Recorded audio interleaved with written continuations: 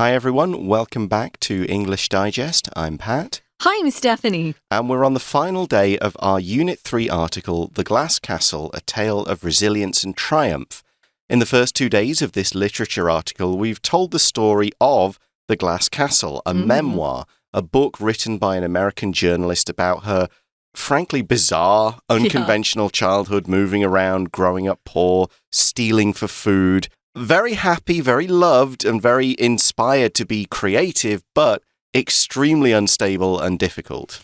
Yeah, but if you get a chance to read this book, and I hope that you'll pick up a copy if you can, it's not too difficult. I read a couple of pages of it today, and I just thought, it's almost like she's speaking with you informally. A good voice. Yeah, but it's just a series of memories from her childhood, which are kind of horrific to me. As I read them, I think, oh my gosh, how could parents do this or not watch their kids? They could be hurt. She was thrown out of a car at one point. There are lots of things that happen that you would just go, oh my.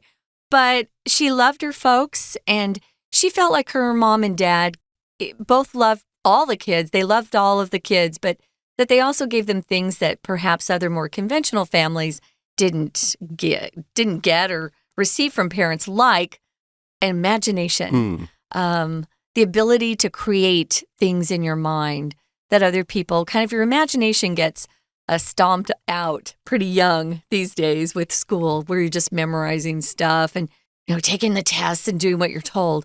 Her parents really wanted them to be as creative and inventive as they could be. So let's read through the final part of this article, which is more about the real life of Jeanette. And not saying the story isn't real, but kind of telling some of the backstory behind the book itself. Let's read it through now. Published in 2005, The Glass Castle, a memoir by American journalist Jeanette Walls, documents the story of her rise from poverty in a troubled family to professional success. More than a personal story, this memoir is a proof of people's resilience and our capacity to overcome hardship. Central to the narrative is the metaphor of the glass castle, an unfulfilled dream imagined by Rex. He clings to this dream of a self-sufficient home for his family, but his lack of dedication and effort transformed the castle into a symbol of dreams as fragile as glass. The act of dumping trash into its foundation symbolizes the burial of the faith and admiration Jeanette once held for her father.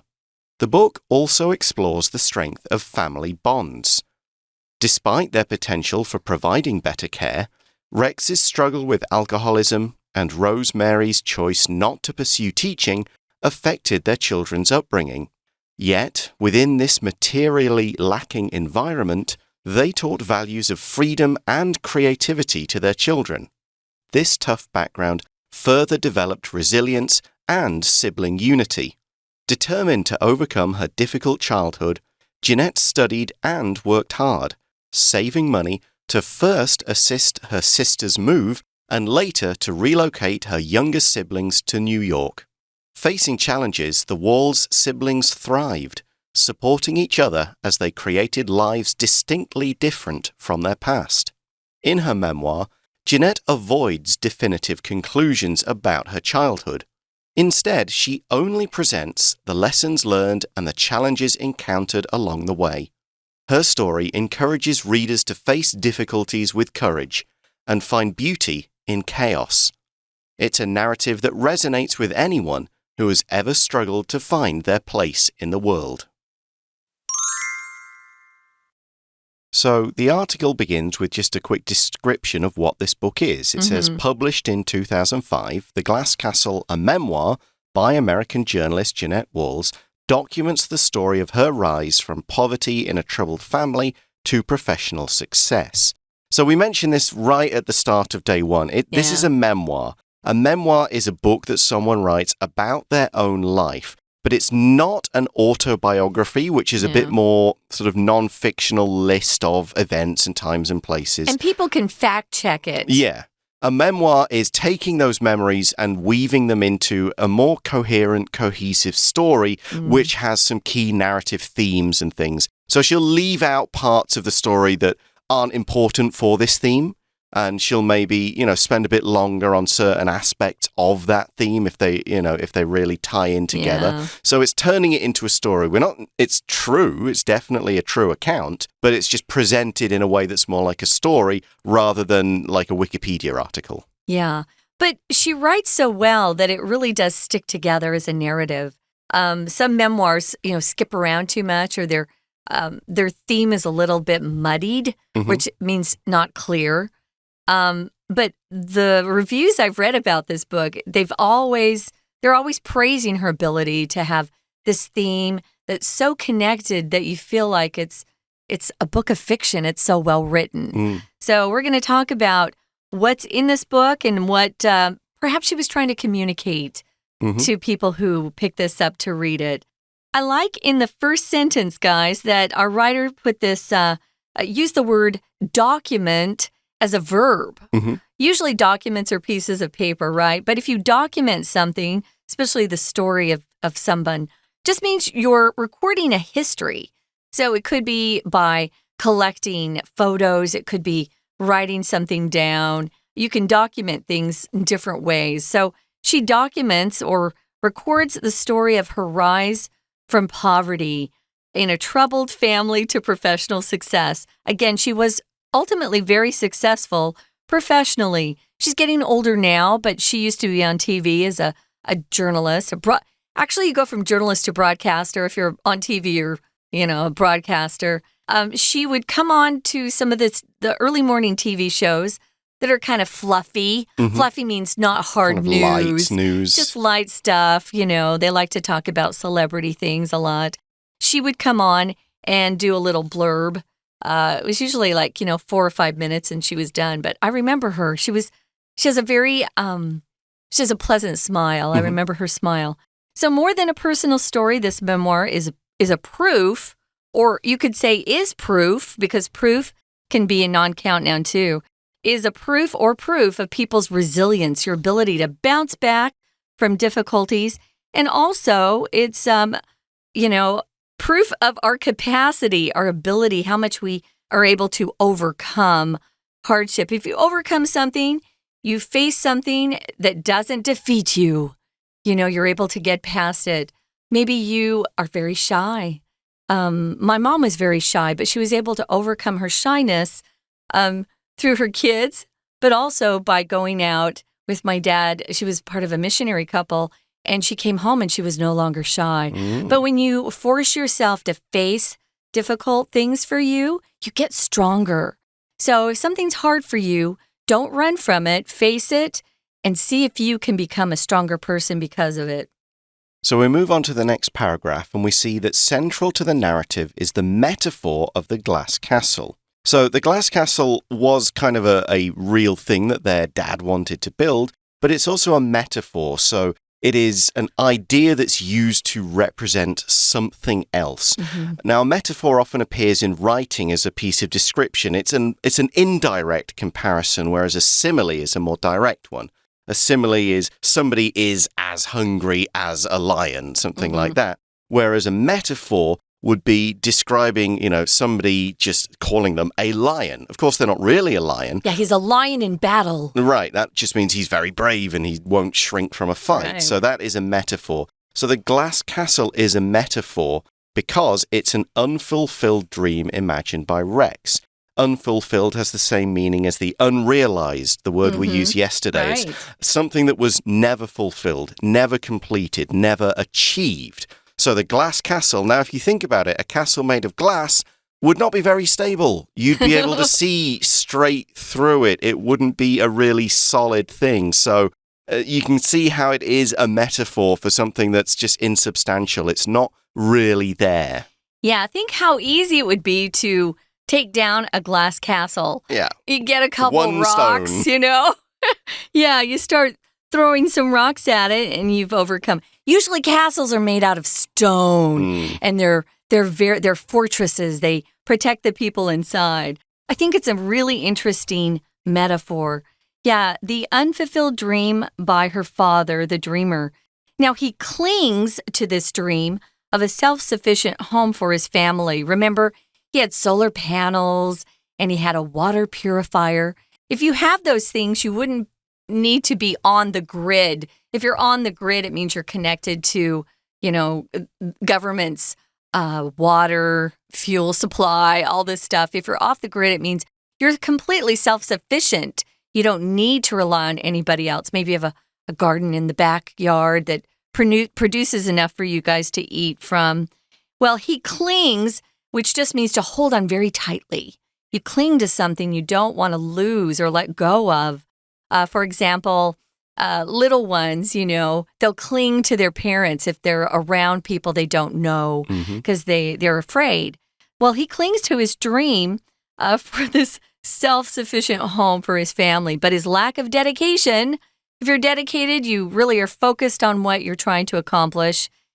He didn't have any dedication really to much, and he just had a lack of effort. He wasn't willing to work hard enough for it, or maybe it was because of his alcoholism. Right. Anytime he got a job and things got tough, he'd probably turn to alcohol to forget. And that's probably, he felt bad about himself because he was unable to really take care of his family.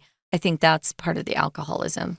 Yeah, but this lack of dedication, this lack of being able to really make it happen, transformed the castle into a symbol of dreams as fragile as glass. Now, you can say fragile, you can say fragile, both ways of pronouncing it. I say fine. fragile. Yeah, fragile is a little more British pronunciation. But if something is fragile, it is easily broken. It will smash very easily. You think of the kind of vases that you would put on a table and they get knocked over and they break. You could talk about, younger people have very fragile hearts. They break easily, whereas older people kind of get a bit tougher, a little bit more resilient and able to deal with stuff. But yeah, glass, of course, is fragile. Glass breaks quite easily. So yeah, and they're saying that these dreams are as easily broken as glass. That's a simile, as fragile as glass. Yeah, that's really good, a simile too. rather than a metaphor. This is wonderful, whoever wrote it. Now, it says the act of dumping trash into its foundation. Remember, Jeanette and her brother Brian had dug the foundation earlier for their glass castle. And then their father said, hey, just get rid of the trash and put it in the hole that you guys dug. So the act or the movement, the action of dumping the trash into that foundation that they had dug for their beautiful castle symbolizes or represents, that's what that means there, the burial of the faith and admiration Jeanette once held for her father. Oh, this could be called the last straw. Like sometimes you have a lot of bad things happen, but that last straw is just one thing too many, and that's it. You give up on a person, or maybe you have a friendship and the person has done a number of things that have hurt you, but that last time it was just too much to forgive them, and you move on. Well, this symbolized the burial of her faith. If you bury somebody, guys, you're taking someone who has passed away and putting them into the ground. So this was this is a nice description of just, saying that hope and faith she had in her dad is now dead. And she had also lost admiration that she'd once held for her father. Yeah, burial, of course, is the noun form of bury. Admiration is the noun form of admire. If you admire someone, you look up to them. You think they're great. You believe what they're saying. You think they're full of good qualities. So if you have admiration, if you hold admiration for someone, you have a great deal of respect for them. You think they are good people with great qualities who can do anything. So she's saying she looks up to him. She looked up to her father, but when he said just dump trash in the hole that they dug, it buried this faith, this belief, this admiration she had for her father and his dreams. And that was the end, basically, the end of following him and his dreams, and time to start thinking about what she's going to do with her life. Yeah. And we're going to move on to that in the second half of our article in just a moment. Right now, we'll hand over to our Chinese teacher. Hello everyone, 我是派老师。今天讲解的是5月8号 Unit3 The Glass Castle 的第3天课程。这一课是文学单元，第3天的内容要带读者进一步剖析作者如何运用文学手法呈现自我的人生。爸爸想要盖一座城堡，这座城堡是玻璃做的，相当环保。玻璃就好比爸爸实现梦想的态度，梦幻而脆弱，乃至于后来为了盖城堡所挖的地基，居然用来埋垃圾。这也比喻小孩子对父亲梦想已经不再抱有任何的信念，把这一切都扫进垃圾堆了。好，我们现在一起来看看学习重点吧。请看到第一段第一个句子，请同学特别注意到的是，这一个句子的主要动词是 documents。这里的 s， 那当然是因为主词是第三人称单数，也就是这一本回忆录，那它记录了，所以 document 是当作动词，记录了作者他是如何的从贫困当中一步一步的爬出来，一步一步的努力向上，所以 rise from poverty。 那他原本的家庭背景是怎么样呢？ In a troubled family， 所以他的这个家庭过去呢，其实有很多的麻烦，很多的问题。这里我们是用过去分词当作形容词。好，那从哪里到哪里？ A rise from poverty to professional success。 原本的环境家境相当贫困，后来在他自己的领域找到了一片天，相当的成功。好，那我们看到第二个句子，在所有个 peoples 这个所有个的后面有一个看起来还蛮难的字，不过却是我们这一课单元的主题 resilience。 在标题里面就可以看得到，就是韧性的意思。这个韧性是正面的韧性哦，表示一个人受到挫折并不会被打倒，并不是脾气不好，一切呢都希望说照他心意的那个韧性，这是 resilience。 好，再来请看到后面，就看到了什么？我们人都有一些能力可以去克服困境，这边的能力是用 capacity。 好，那再来请看到第二段第一个句子，在逗点之后 An unfulfilled dream imagined by Rex， 这里的形容词是 unfulfilled， 也就表示这个理想，这个梦想是尚未实现的。再来请看到第二个句子，在 but 这个对等连接词之后，主要子句的部分 But his lack of dedication and effort transformed the castle into a symbol of dreams。 好，请同学特别注意到的是，这个动词 transform 相当重要。我们说把 A 转换成 B， transform the castle， 把这座城堡转换成梦想的象征。好，那再来请同学看到第三个句子，把垃圾丢到原本挖出来要做房子地基的这个洞里面， The act of dumping trash into its foundation， 那它另外象征着什么？好，所以请同学特别注意到，这就是我在一开头就跟同学讲的，这就是我们回忆录的作者，他也运用了文学譬喻的手法，让大家清楚小孩子已经不再那么相信爸爸所谓的理想了。 We're going to take a quick break. Stay tuned. We'll be right back.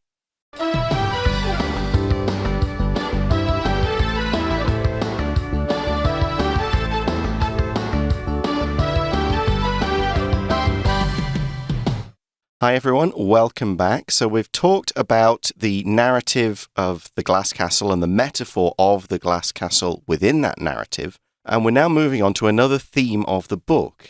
The article begins its next paragraph saying, the book also explores the strength of family bonds. Your bonds are connections with people. It's how close you are. If you bond with somebody, you feel like you understand them more, that you can rely on them more, you've become closer in some way. We have close bonds with our family. We have close bonds with people we've known a long time, friends, co-workers. I will add that there's a potential other meaning to bond, because bonds can also mean things that keep you trapped. Like if you put somebody in bonds, they can't get away.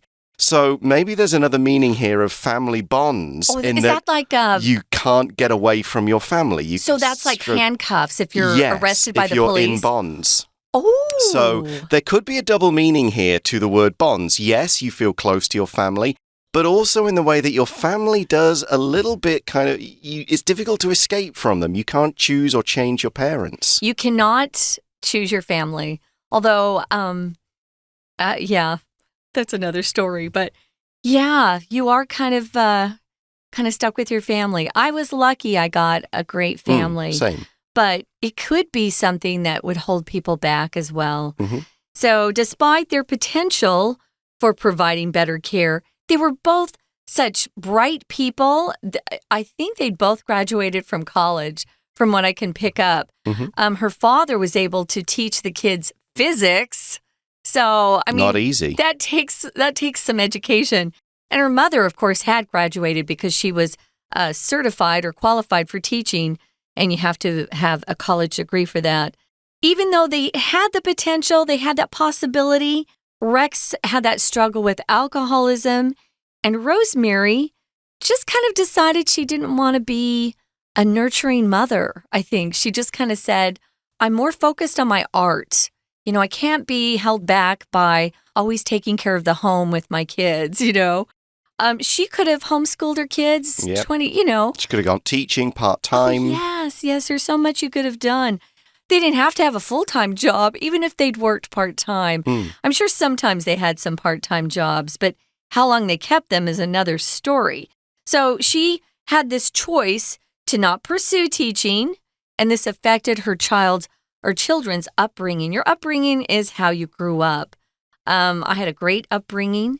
You bring up children, but when you talk about the process, we always say their upbringing was this way or that way. So it's the treatment and instruction that you got as a child from your parents. And if not your parents, maybe you grew up with your grandparents or an aunt or uncle who took care of you because your parents were gone. So we're saying that this upbringing wasn't all bad. We see yet within this materially lacking environment, they taught values of freedom and creativity to their children.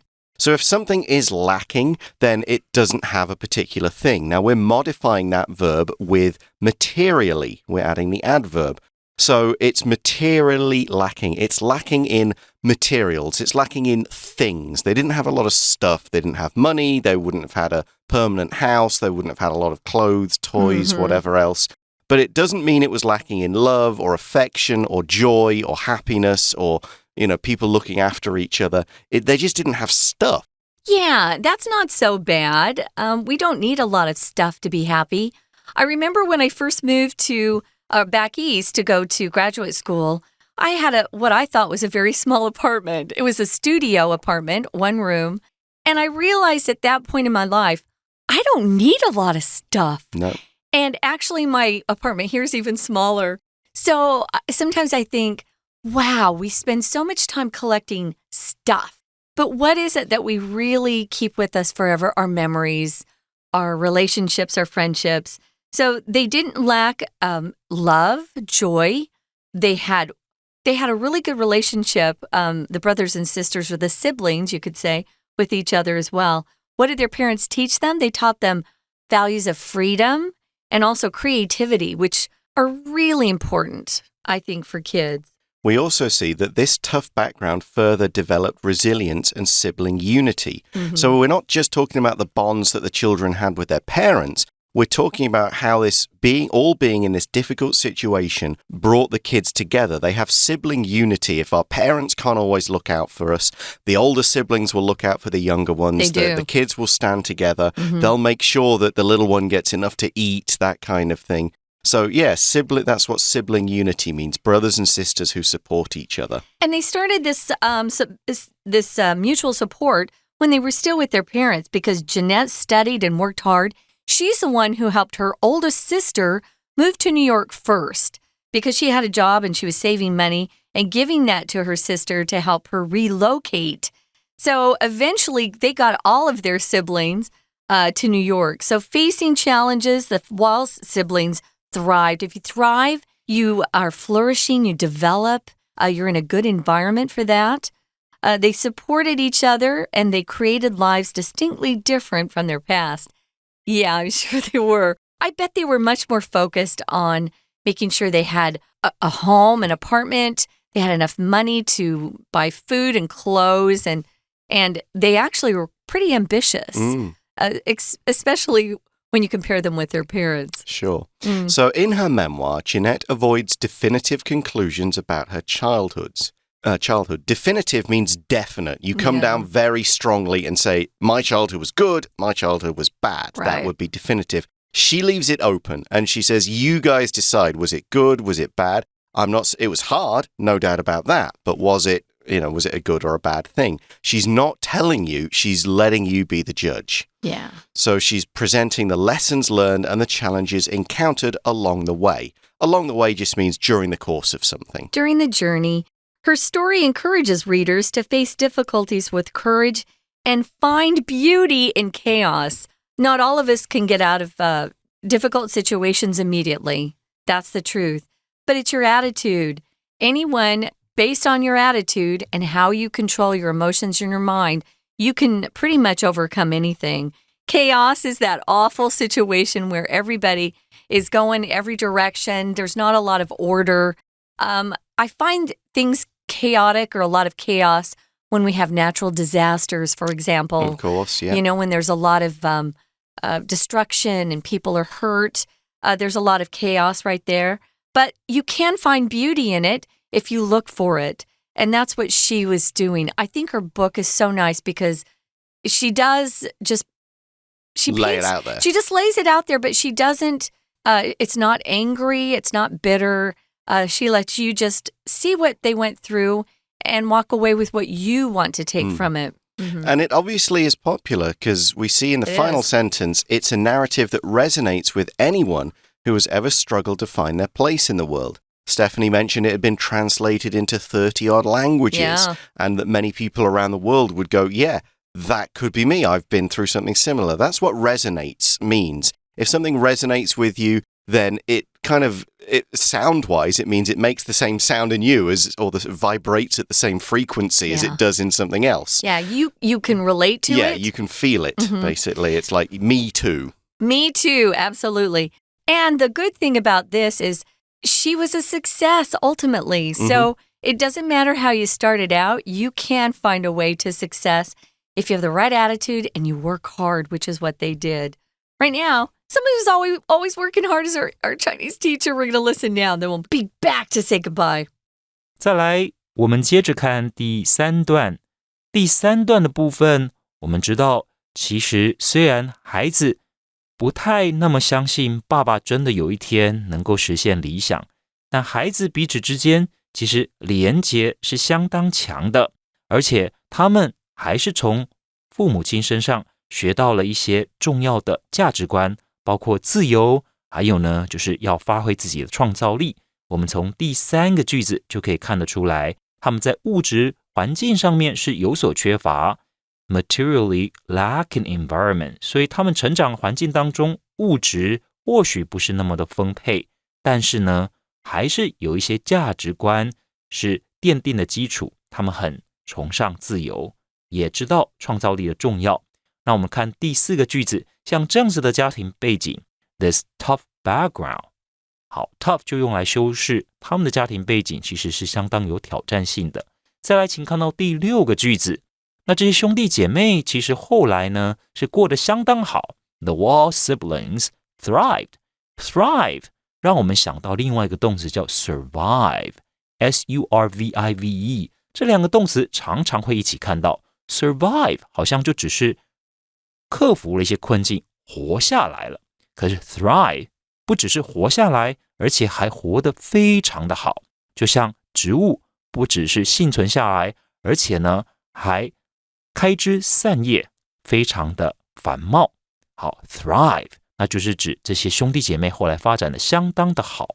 再来请看到第四段，在回忆录里面，我们的作者其实并没有做最终的结论，所以他怎么样呢？ She avoids definitive conclusions， 他并没有说我的童年就是怎么样怎么样。再来我们看到第二个句子的动词 encounter， 我们说在遭遇到什么样的挑战，动词用 encounter， 这也是一个很重要的动词。那最后我们看到第四个句子 It's a narrative， narrative 当然指的就是它整个故事咯。这个故事 it resonates with anyone who has ever struggled to find their place in the world. 所以在读者身上是可以找到共鸣的。